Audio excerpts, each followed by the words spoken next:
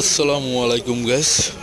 প্রতি বছর ন্যায় এবারও বৃক্ষমেলা 2025 শুরু হয়েছে। তো আসবো বলে আশা হলো বৃক্ষমেলায়, তাই একা একা উপভোগ করব, আপনাদের সাথে নিয়ে উপভোগ করি। যদি পারেন আপনারাও চলে আসবেন।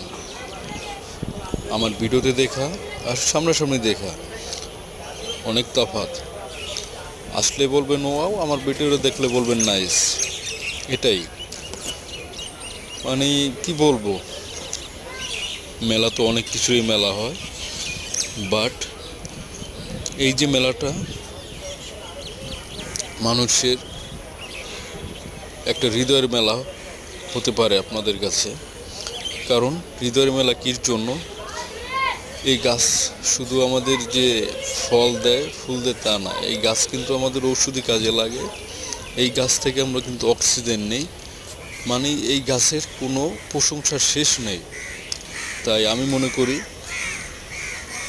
আপনার বাসা বাড়ি আঙিনায় যেখানে যার যতটুকু জায়গা আছে একটা করে বা দুটো করে গাছ লাগান, কারণ গাছ মানুষের বন্ধু।